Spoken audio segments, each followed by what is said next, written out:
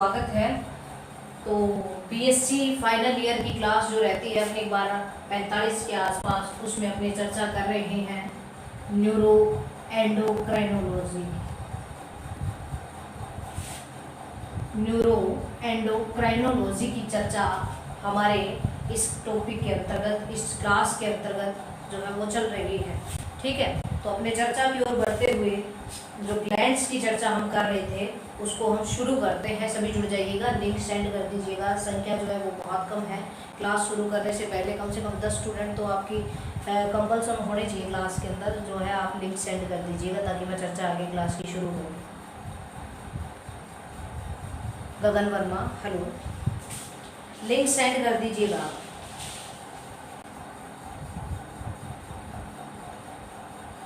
एक मिनट मैं सेटिंग कर देती हूँ तब तक कैमरे की।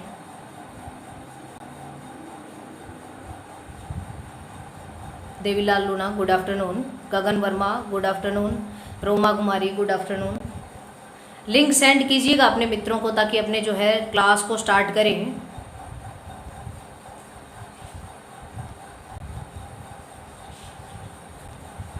तो अपने इंटरेस्टिंग फैक्टर की तौर पर चलते हुए इस क्लास को शुरू कर रहे हैं। मैं आपका इस साइंस के अंतर्गत इंटरेस्ट बनाने का प्रयास जो है जूलॉजी की ब्रांच के अंतर्गत कर रही हूँ। और जो क्लास हमने शुरू कर रखी है वो न्यूरो एंडोक्राइनोलॉजी की है। और इसके अंदर हम चर्चा कर रहे थे शरीर में पाई जाने वाली विभिन्न ग्लैंड्स की चर्चा, ग्रंथियों की चर्चा जो है हम इस चैप्टर के अंतर्गत कर रहे थे। ठीक है, तो हमने सबसे पहले जो ग्लैंड पढ़ी उसकी चर्चा हमने की थी हाइपोथैलेमस की। मैं रोज रिपीट कर रही हूँ ताकि याद हो जाए, इस तरह कि नींद में भी उठा के पूछे तो ग्लैंड्स और उससे रिलेटेड हार्मोन जो है वो आपकी जबान पे इस तरह सेट हो कि आप कभी ना भूल पाओ। तो हाइपोथैलेमस की चर्चा हमने की थी। इसके बाद में हमने किसकी की थी? इसके बाद में हमने पीनियल ग्रंथि की, पीनियल ग्लैंड की चर्चा की थी। इसके बाद में हमने चर्चा की थी पिट्यूटरी या पीयूष ग्रंथि की चर्चा हमने की थी। और उसके बाद में मैंने शुरू की थी थायराइड ग्लैंड। थायराइड के बाद में हमने चर्चा की थी पैराथायराइड।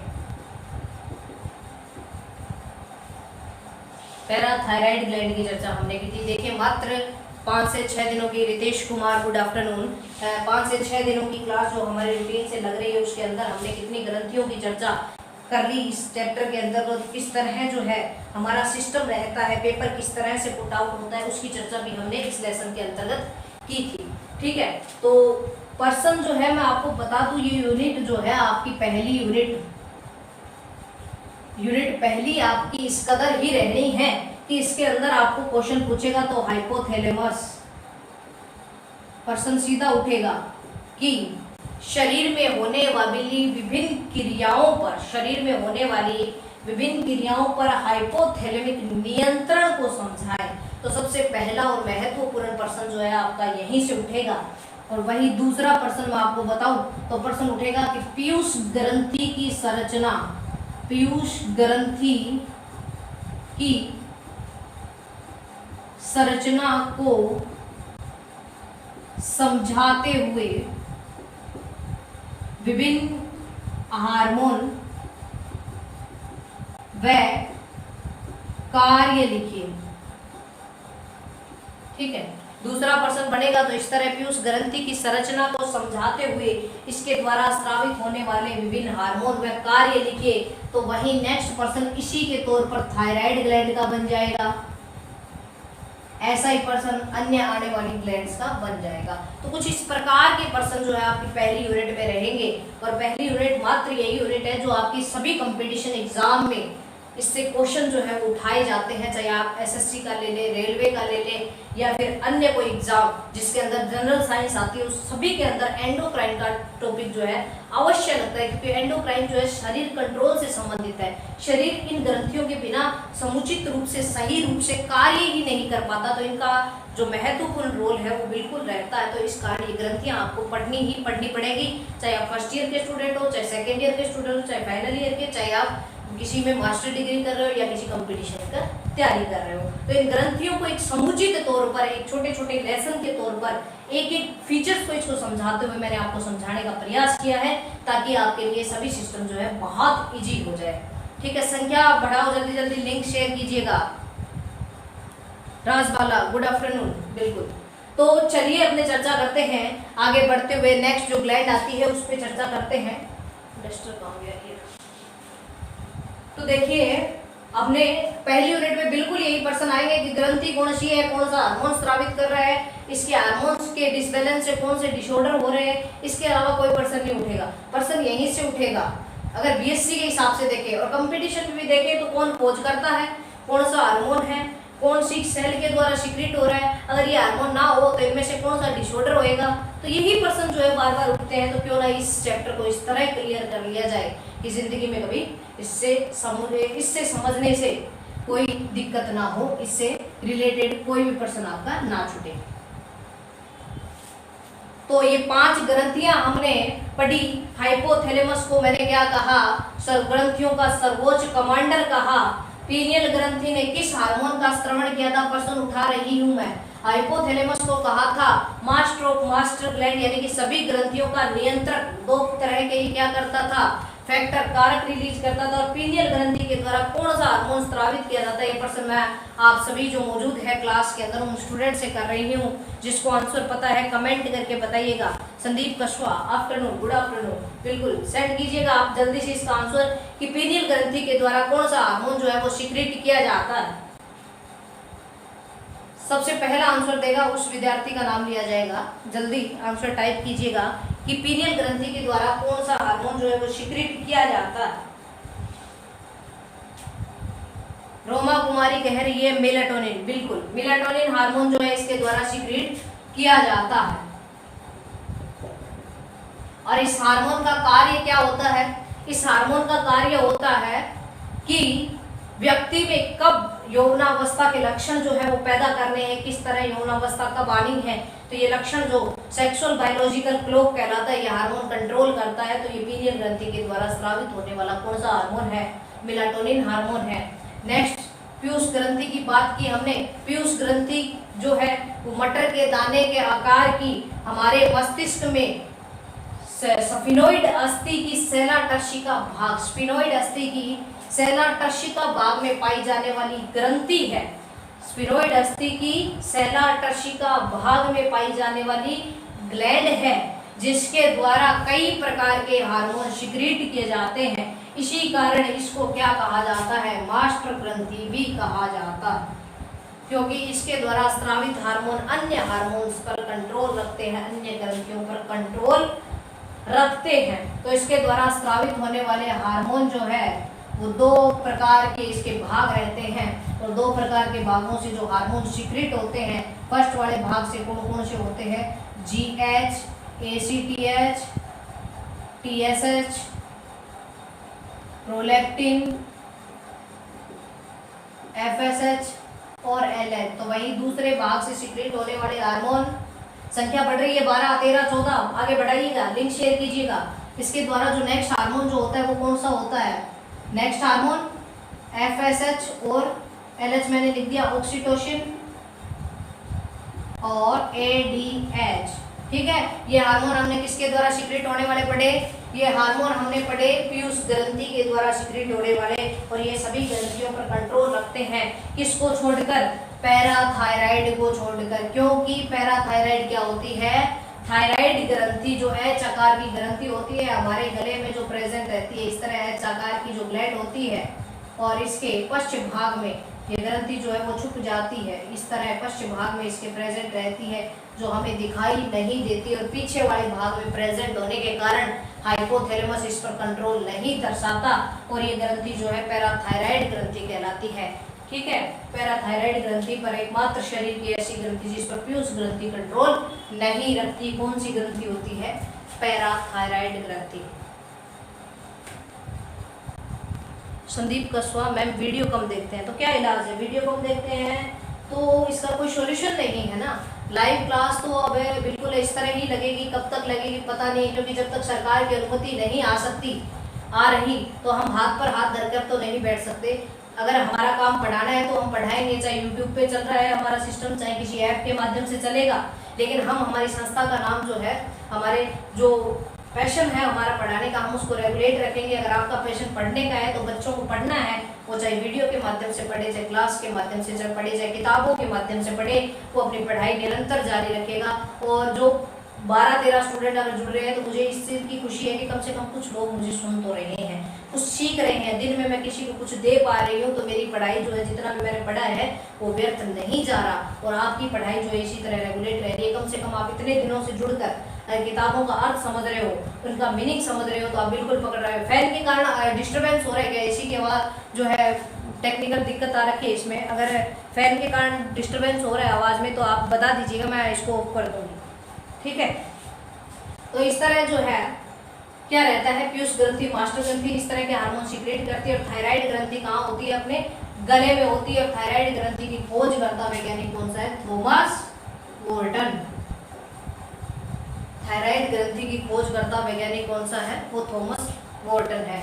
और वहीं पैराथायराइड की खोज करता कौन सा वैज्ञानिक है? पैराथायराइड ग्लैंड की खोज किस वैज्ञानिक ने की? क्वेश्चन उठकर सामने आ रहा है। अगर किसी को आंसर मालूम है तो कमेंट करके बताइएगा। हाँ, रोमा कुमारी पूछ रही है मैम, एडिनोहाइपोफाइसिस का एक हार्मोन जो है वो मेलेनोसाइट्स नहीं है क्या? बिल्कुल, एक हार्मोन जो है इसके द्वारा मेलेनोसाइट्स भी सिक्रेट किया जाता है, जो मैंने आपको नहीं बताया। मेलेनोसाइट्स क्या होता है? वो पार्स इंटरमीडिया के द्वारा, जो पार्स इंटरमीडिया मैंने इसका भाग बताया पीयूष ग्रंथि का, उसके द्वारा सिक्रेट किया जाता है। और यह क्या करता है? त्वचा को एक विशेष प्रकार का कलर देने का काम करता है। कई बार क्या होता है, हमारी त्वचा पर तिल जो बनते हैं, चकत्ते बनते हैं, वो इसी मेलेनोसाइट्स के कारण बनते हैं। और ये मेलेनोसाइट्स जो है एडिनोहाइपोफाइसिस जो है इस ग्रंथि के इंटरमीडियट जो भाग है इसके द्वारा सिक्रेट किया जाता है। बिल्कुल रोमा कुमारी जो है एक्टिव एक पढ़ने वाली स्टूडेंट की तरह जो क्वेश्चन उठाकर सामने ला रही है, ये हमें सबको प्रेरित करने वाला है। आप बिल्कुल क्वेश्चन उठाइएगा इस तरह का। मैम, एडिनोहाइपोफाइसिस एक हार्मोन मेलेनोसाइट्स भी है, बिल्कुल, जो इंटरमीडिया के द्वारा सिक्रेट किया जाता है और ये त्वचा में रंग को बनने को प्रेरित करता है।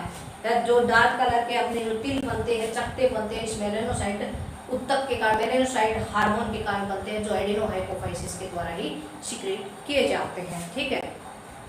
गगन वर्मा और रोमा कुमारी आंसर दे रही है। HRB म्यूजिक जो भी है, इसलिए इन्होंने बताया कि थायराइड, पैराथायराइड ग्रंथि की खोज करता है रेनियार्ड। बिल्कुल, वेरी गुड। जो पैराथायराइड ग्रंथि की खोज करता जो वैज्ञानिक है वो कौन सा है? रेनियार्ड। बिल्कुल, थायराइड ग्रंथि H शेप की होती है और H शेप की पीछे की ओर दो संख्या में, यानी कि 2 इधर वाली साइड और 2 इधर वाली साइड, जो H बनेगा ना इस तरह, इसमें 2 इधर और 2 इधर, इस तरह जो है 4 ग्रंथियां पैराथायराइड हमारे शरीर के अंदर मौजूद रहती है। अब ये मौजूद किस किस जीव में रहती है? वही जो स्थिति अपने पहले पढ़ी कि साइक्लोस्टोमेटा से लेकर वर्टिब्रेटा तक सभी जीवों में क्या होती है? ये प्रेजेंट रहती है। और मैंने बहुत बार बता दिया, साइक्लोस्टोमेटा से लेकर वर्टिब्रेटा तक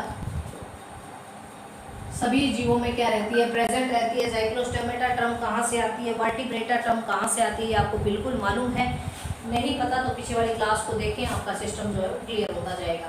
रेनियार्ड ने खोज की थायराइड ग्रंथि की, थॉमस वॉल्टन। चलिए स्टूडेंट, अब अपनी चर्चा कर लेते हैं। धीरे धीरे चलेंगे, चाल बिल्कुल कछुए सी रखेंगे, लेकिन अग्रसर इस तरह होंगे कि रास्ते में कोई ब्रेक नहीं लगेंगे। सीखते जाएंगे, भले ही गति जो है वो हमारी बिल्कुल मंद रहे। तो बात कर रही हूँ मैं थायराइड ग्रंथि की। और थायराइड ग्रंथि की कमी से कौन से रोग हो रहे हैं और अधिकता से कौन से रोग हो रहे हैं? मेरा उद्देश्य आपको कंटिन्यू बनाए रखना है, आपके ब्रेक लगाने नहीं है। आपका स्टडी जो है वो कंटिन्यू रहे, ये उद्देश्य है मेरा। तो बिल्कुल आप बताइएगा, आगे से आगे चलते जाएंगे, कोई जल्दबाजी नहीं है हमें। थायराइड ग्रंथि की कमी से कौन सा रोग हो रहा है? थायराइड ग्रंथि की अधिकता से कौन सा रोग हो रहा है? कमी से होने वाले कोई भी 2 रोग बता दें और अधिकता से होने वाला कोई एक रोग जल्दी से टाइप करके बता दें। रोमा कुमारी, गगन वर्मा, HRB, देवीलाल, संदीप कुमार, सभी स्टूडेंट जो एक्टिव स्टूडेंट है जल्दी आंसर दीजिएगा इसका कि कमी से कौन सा रोग हो रहा है थायराइड ग्रंथि की, और थायराइड ग्रंथि के थायरोक्सिन हार्मोन की अधिकता से कौन सा रोग हो रहा है? जल्दी। कमी से हो रहा है क्रिटिनिज्म, बिल्कुल, वेरी गुड। क्रिटिनिज्म, जड़वामनता जिसको कहा जाता है, अधिकता से, कमी से। एक और बता दीजिए जल्दी से। मिक्सिडीमा, ग्वाइटर, हाशिमोटो, बिल्कुल गगन वर्मा बिल्कुल सही कह रहे हैं, रोमा कुमारी सही कह रही है। ग्वाइटर रोग और हाशिमोटो का रोग जो है वो तीनों रोग जो है वो किसकी, थायरोक्सिन हार्मोन की कमी से होने वाले रोग है। तो वही अधिकता से होने वाले रोग कौन से होंगे? अधिकता से होने वाले रोग का एक का ही नाम बता दीजिए, वही मुख्य है, वही पूछा जाता है। अधिकता से कौन कौन सा रोग होता है, एक ही बता दीजिए। बिल्कुल हाई से होता है एक्सोप्थेल्मिक, बिल्कुल आंखें उभर कर क्या हो जाती है, बाहर आ जाती है, आंखें उभर कर बाहर आ जाती है, जिसे नेत्रोपसेंद कहते हैं रोग। और वही रोग क्या होता है, इसकी अधिकता से होता है। बिल्कुल, बहुत खुशी हो रही है कि रेगुलर आप पढ़ रहे हो, सीख रहे हो, मैं कुछ दे रही हूँ तो आप गेन कर रहे हो। चलिए अपने नेक्स्ट बात करते हैं पैराथायराइड की। पैराथायराइड की खोज किसने की? रेनयार्ड ने। और संख्या में कितनी होती है पैराथायराइड? संख्या में पैराथायराइड जो होती है वो संख्या में 4 होती है, 2 पाई जाती है। और इसका काम क्या होता है? ब्लड में कैल्शियम और फास्फेट की मात्रा को रेगुलेट करना होता है। ये हमारे ब्लड में कैल्शियम और फास्फेट की मात्रा को क्या करती है? नियंत्रण करती है। तो कैल्शियम और फास्फेट की मात्रा को नियंत्रण करेगी तो कमी से कौन सा रोग होएगा? अधिकता से कौन सा रोग होएगा? जल्दी से आंसर दीजिएगा, मैं लिख दूंगी, कोई दिक्कत नहीं है, याद नहीं आ रहा तो। जो हमारी ग्रंथि पैराथायराइड है उसकी कमी से भी रोग होता है, उसकी अधिकता से भी रोग होता है। कमी से कौन सा रोग हो रहा है, अधिकता से कौन सा रोग हो रहा है? इसके श्रवण से, कमी से। देखिए कमी से हमारी मांसपेशियां, बिल्कुल HRB अपना जो नाम एक्चुअल नाम है वो लिख के बताइएगा, ठीक है। तो कमी से जो रोग हो रहा है, कमी में मतलब क्या आएगा? हमारे शरीर में कैल्शियम वगैरह की कमी आ जाएगी, क्योंकि कैल्शियम और फास्फेट की मात्रा का निर्धारण कर रहा है। अगर उसकी कमी आएगी तो शरीर में जो मांसपेशियां हैं, तंत्रिकाएं हैं, उनमें जकड़न होने लगेगी और दौरे आने जैसी संभावना पैदा हो जाएगी। तो इस कारण कमी से जो रोग हो रहा है वो कौन सा रोग है? वो है टिटेनी रोग। टिटेनी रोग। स्टडी ऑनलाइन स्टडी कह रहा है कि मैडम जी क्लास शेखावाटी यूनिवर्सिटी के लिए भी यूजफुल है क्या? बिल्कुल, आप रेगुलर बने रहें। जो भी नए स्टूडेंट जुड़ रहे हैं, ये जो क्लास है ये जनरल साइंस की क्लास है। ये बिल्कुल सभी यूनिवर्सिटी के लिए जो जिसके अंदर जूलॉजी लगता है, तो ये सिस्टम सबके लग रहा है, चाहे कोई सी भी यूनिवर्सिटी हो, सभी बच्चे इसको जोड़ के पढ़ सकते हैं। और ये सारा सिस्टम जो आपकी सभी यूनिवर्सिटी के लिए महत्वपूर्ण है, चाहे कोई सी भी यूनिवर्सिटी से आप बिलोंग करते हो। चिंता मत कीजिएगा, सभी रूटीन में बने रहिएगा। सभी कंपटीशन की तैयारी करने वाले के लिए महत्वपूर्ण है। जो जनरल साइंस के कोर्सेज मांग रहे हैं ना आपसे कि नोट्स पढ़े हैं या कुछ और पढ़े, उनको भी लिंक सेंड कीजिएगा। ये टॉपिक सबके आता है, ठीक है। और इस तरह करवाऊंगी कि एक एक सिस्टम जो है आपके दिमाग में कभी नहीं भूलोगे, क्लियर हो जाएगा अगर इंटरेस्ट लेके पढ़ोगे। जरूरत है तो बस रुचि बनाने की, बाकी मुझ पे छोड़ दो, सब सिस्टम क्लियर होएगा। तो कभी से मांसपेशियों में, तंत्रिकाओं में जकड़न आ जाएगी और जकड़न से क्या होएगा? कमी से जकड़न आएगी और जकड़न से क्या हो जाएगा? हमारे शरीर में दौरे आने जैसी संभावना पैदा हो जाएगी, जिससे क्या कहा जाता है? टिटेनी रोग कहा जाता है। नेक्स्ट है अधिकता। और किसी बच्चे ने मेरे को कहा था कि मैडम जो है बच्चे रेगुलर क्लास जो है ऑनलाइन नहीं ले रहे। कोई बात नहीं, अपने 1-2 जुड़ रहे हो आप, इतने बहुत हो। क्योंकि सफर की मंजिल हो, कोई आंखों में कोई सपना हो, भीड़ के पीछे चले तो क्या चले, लक्ष्य सिर्फ अपना हो। यानी कि अपना लक्ष्य है, आपको खुद को पढ़ना है, दूसरों को जाने दो, कोई नहीं पढ़ रहा तो कोई बात नहीं है। आप अपनी रेगुलरिटी बनाए रखें। जो यहाँ अभी स्टूडेंट मौजूद है वो मुझे रेगुलर क्लास में मिलने चाहिए, ताकि मेरा इंटरेस्ट जो है वो रेगुलर आपसे जुड़ा रहे। जुड़ाव जरूरी है, जो मेरा आपसे पढ़ा रहे। कमी से टिटेनी रोग, अधिकता से क्या होएगा? अब देखो कैल्शियम का स्तर बढ़ेगा, अधिक होएगा तो हार्मोन क्या करेगा? हमारे शरीर में कैल्शियम का स्तर बढ़ाएगा। और ये कैल्शियम जाएगा कहाँ? ब्लड में जाएगा। और ब्लड जाता है कहाँ? किडनी में, गुर्दे में, किडनी में जाएगा। या शरीर के जो कोमल अंग है उनमें जाकर क्या बनाएगा? पथरी बनाएगा, स्टोन बनाएगा, जिससे क्या हो जाएगा? हाइपरकैल्शिमिया रोग जिसको कहा जाता है। तो पथरी रोग क्या होता है? Parathyroid hormone, PTTH, parathormone hormone की अधिकता से होने वाला रोग है Gagan Verma stone. Very good. HRB hypercalcaemia, बिल्कुल ये रोग जो होता है वो अधिकता से होता है। चलिए नेक्स्ट चर्चा करते हैं अपने। थायराइड की मैंने बता दी, सारे रोग बता दिए। थायरोक्सिन हार्मोन है, कैल्सिटोनिन इसके द्वारा सीक्रेट किए जा रहे हैं। इतनी हमने पढ़ ली। तो एक पर्सन बिल्कुल बीच में से उठकर सामने आता है, वो मैं एक बार फिर से रिपीट कर देती हूँ, क्योंकि टिपिकल पॉइंट जहाँ भी आएगा हम अपनी स्पीड स्लो करेंगे, हम सीख कर जाएंगे, उसको वहीं छोड़ कर नहीं जाएंगे, हर चीज को साथ साथ लेकर चलेंगे। पहले जो पढ़ा, देखो मेरा एक एक खूबी मेरे अंदर है, क्योंकि मैंने पहली क्लास से लेकर अभी तक की क्लास में आपको जोड़े रखा है। जोड़ने का मतलब ऐसा नहीं है हाइपोथैलेमस मैंने पढ़ा दी जो छोड़ दिया, जोड़े रखूंगी जब तक ग्रंथियां सारी नहीं हो जाएगी, सभी ग्रंथियां एक साथ मिलकर एक लेसन बनाएंगे इसका इतना शानदार कि कोई भी स्टूडेंट भूल नहीं पाएगा इससे क्या सीक्रेट हो रहा है। ठीक है, अब अपने बात कर रहे हैं क्या एक महत्वपूर्ण पॉइंट की, थायरोक्सिन कैसे बनता है। थायरोक्सिन कैसे बनता है, तो दो फ्रेंड्स या स्टूडेंट अपने बात करें थायरोक्सिन बनने की, तो सबसे पहले मैंने बताया कि थायराइड ग्लैंड जो है, अपनी थायराइड ग्लैंड, उसमें क्या पाए जाते हैं, ऊतक पाए जाते हैं, फोलिकल पाए जाते हैं, खाने पाए जाते हैं। ठीक है, उनमें क्या भरा रहता है, थायरोग्लोबुलिन भरा रहता है। बहुत ही सरल भाषा में बता रही हूँ, बस पकड़ने का प्रयास कीजिएगा। थायरोग्लोबुलिन भरा रहता है, थायराइड ग्रंथि है, उसमें ऊतक है, और उसमें क्या भरा रहता है, थायरोग्लोबुलिन भरा रहता है। इसमें क्या मौजूद रहता है, टायरोसिन मौजूद रहता है, अमीनो अम्ल टायरोसिन क्या रहता है, मौजूद रहता है। अब ये देखो क्या होएगा, अब अपने जो भोजन ले रहे हैं उसमें हमने भोजन में आया आयोडाइड, क्या आया, आयोडाइड। भोजन में क्या लिया हमने, आयोडाइड लिया। भोजन में हमने क्या ग्रहण किया, आयोडाइड ग्रहण किया। और ये आयोडाइड क्या हुआ, ये पेरोक्सीडेज एंजाइम की उपस्थिति में इसका ऑक्सीकरण हो गया, ये ऑक्सीकृत हो गया। और किसकी प्रेजेंस में हुआ, पेरोक्सीडेज, पेरोक्सीडेज एंजाइम की उपस्थिति में क्या हो गया, ऑक्सीकृत हो गया। और इसके ऑक्सीकृत होने से क्या बना, आयोडीन बना। क्या बना, आयोडीन बना। अब ये आयोडीन इस टायरोसिन के साथ, यहाँ से ये टायरोसिन के साथ क्या करेगा, जुड़ाव करेगा। प्लस का निशान दिखा रही हूँ। एक आयोडीन मिल गया, एक क्या बन गया, मिल गया टायरोसिन मिल गया।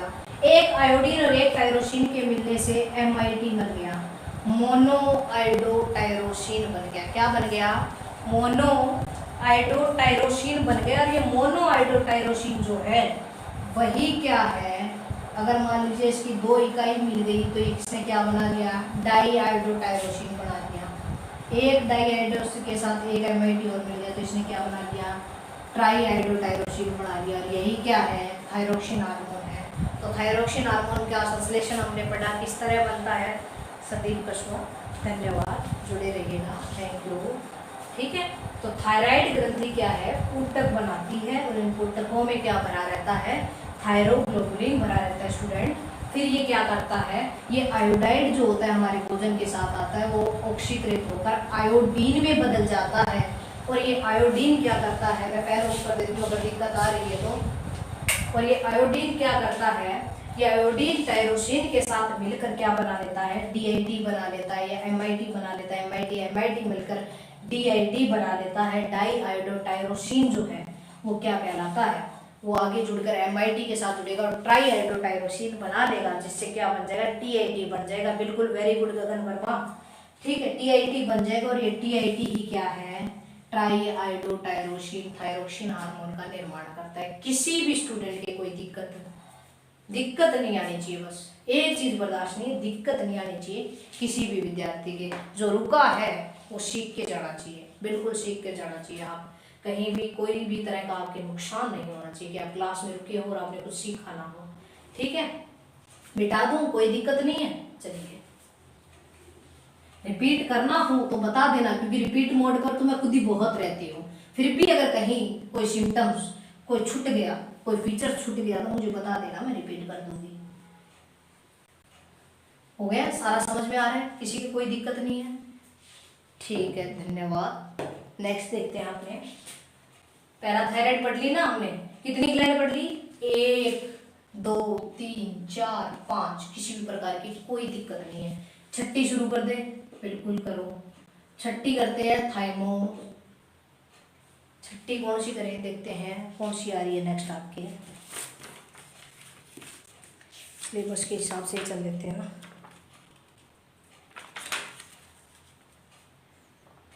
थाइमस कर देते हैं, ठीक है। छठी ग्लैंड है वो है थाइमस ग्लैंड। कौन सी ग्रंथि है? थाइमस ग्रंथि। ये कहाँ स्थित होती है, किसी को मालूम है तो बता दीजिएगा।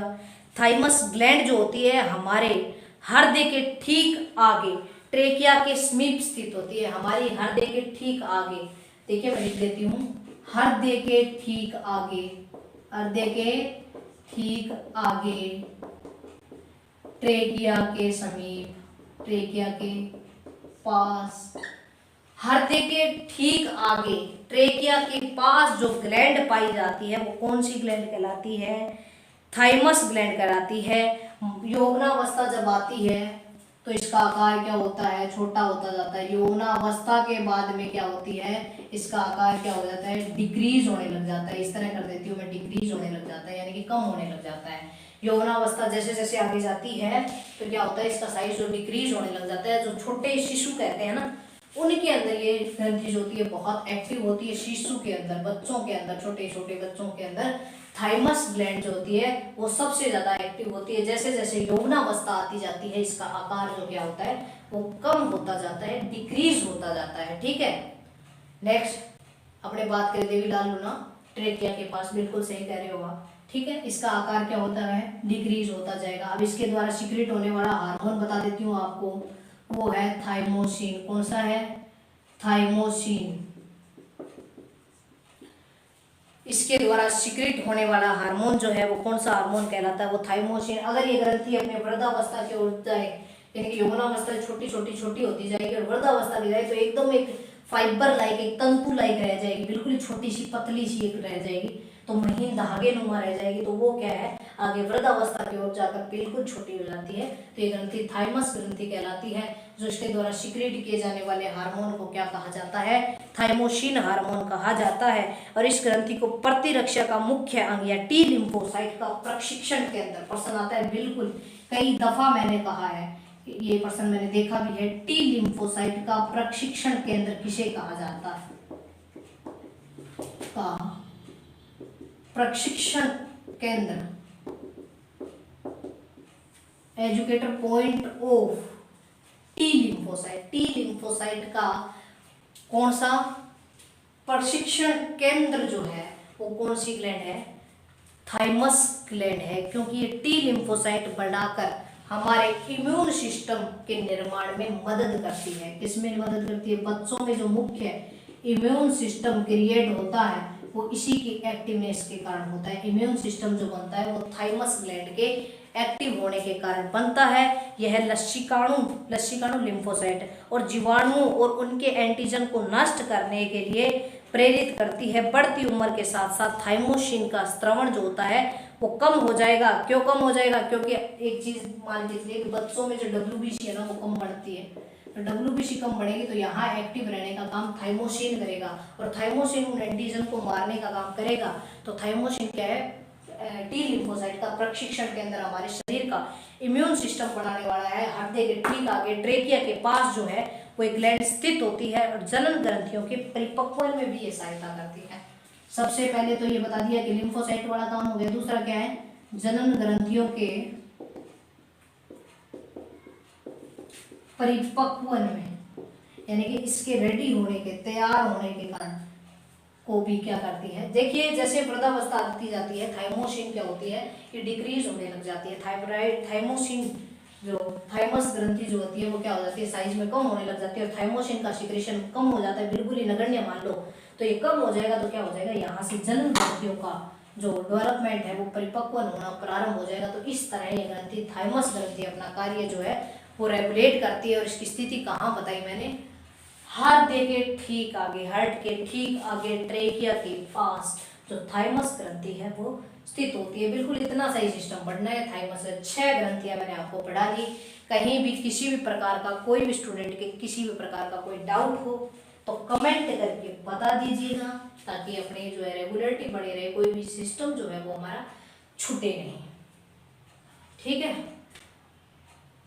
चले आगे, चलो आगे चलते हैं, कोई दिक्कत कर लेते हैं एक आधा और। इसके बाद में पेनक्रियाज आती है, पेनक्रियाज, अग्नाशय ग्रंथि। नेक्स्ट ग्रंथि कौन सी आएगी? अग्नाशय ग्रंथि। कहाँ लिखूं? यहाँ लिख लेती हूँ, अग्नाशय ग्रंथि। ज्यादा चर्चा नहीं करेंगे इसके ऊपर, अग्नाशय भूल जाओगे, ज्यादा मिक्स हो जाता है। अति सर्वत्र वर्ज्यते, अति अच्छी नहीं होती किसी भी काम की। तो इसकी जो अग्नाशय ग्रंथि है इसकी खोज करता है। इसकी है ना, अग्नाशय क्या होता है? ये अग्नाशय हमारा पाचन से संबंधित जो पार्ट है, इसके अंदर छोटे छोटे फॉलिकल से, फूटक से सेल्स का गुच्छा पाया जाता है, क्लस्टर पाया जाता है, जो एक दीपिका भी कहा जाता है, जिसको लैंगरहैंस की दीपिका कहा जाता है। क्या कहा जाता है? लैंगरहैंस की दीपिका, क्योंकि इसने खोज की थी। आइलेट्स ऑफ लैंगरहैंस की द्वीपिकाएं। ये प्रश्न जो है बहुत बार जो उठाया गया है, पैनक्रियाज में स्थित होती है, अग्नाशय में स्थित होती है। कौन? लैंगरहैंस की द्वीपिकाएं। इसके खोजकर्ता वैज्ञानिक लैंगरहैंस के नाम के आधार पर जो है, लैंगरहैंस के नाम के आधार पर इसे क्या कहा गया है? लैंगरहैंस की दीपिकाएं कहा जाता है, जो अग्नाशय में स्थित होती है। इसके आगे अपने बात करें तो इसकी स्थिति देखें, एब्डोमिनल कैविटी के जस्ट स्टमक के पीछे। एब्डोमिनल कैविटी यानी कि अपनी जो वक्ष, ये जो पेट वाली गुहा है, एब्डोमिनल कैविटी, एब्डोमिनल कैविटी, और स्टमक के जस्ट पीछे जो है अग्नाशय ग्रंथि, स्टमक के जस्ट पीछे बराबर में, ठीक है, क्या है? एब्डोमिनल कैविटी के पास, एब्डोमिनल कैविटी स्टमक के जस्ट पीछे अग्नाशय ग्रंथि जो है वो प्रेजेंट रहती है।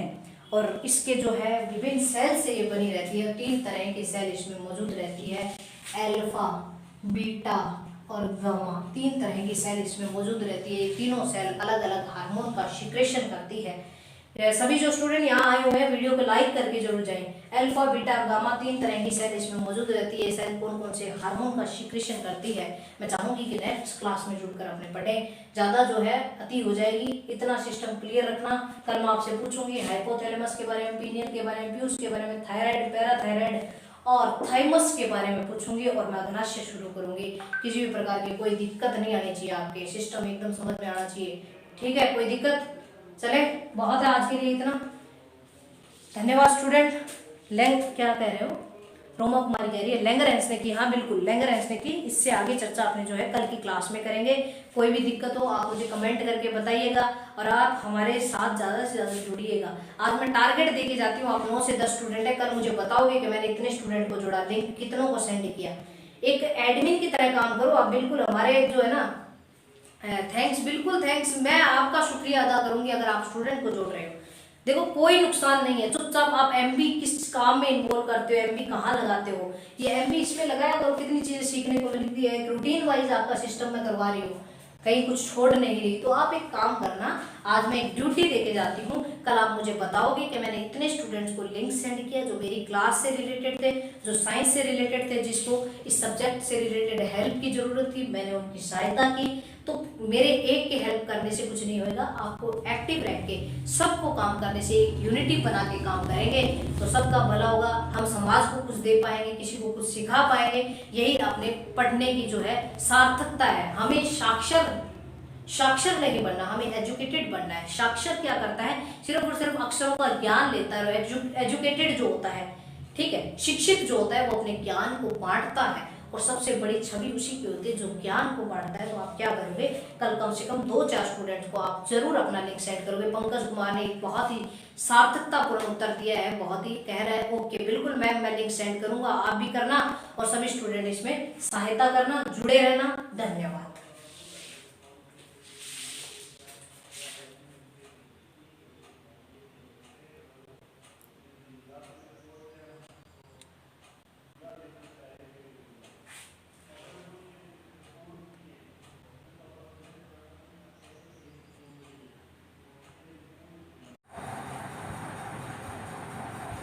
हाँ नमस्कार, गुरुदेव लिवारिक जी बात करें। हेलो सर, वो चले को नहीं लाइव आरो सर इंग में ना क्यों नो कैप्चर सोर्स एडेड। हाँ हाँ एक सेकंड मैं दोबारा लॉगिन करूँ क्या, लॉग आउट करके लॉगिन करूँ क्या ने? हाँ वो तो मैंने जाना है, सेटिंग में जाकर लॉगिन होगा, लॉग आउट होगा।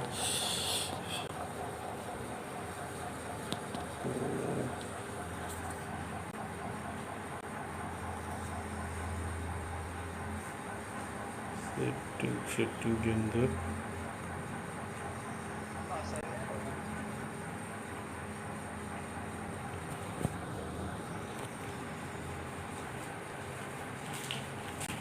सेटिंग ही कौन खुलेंगे?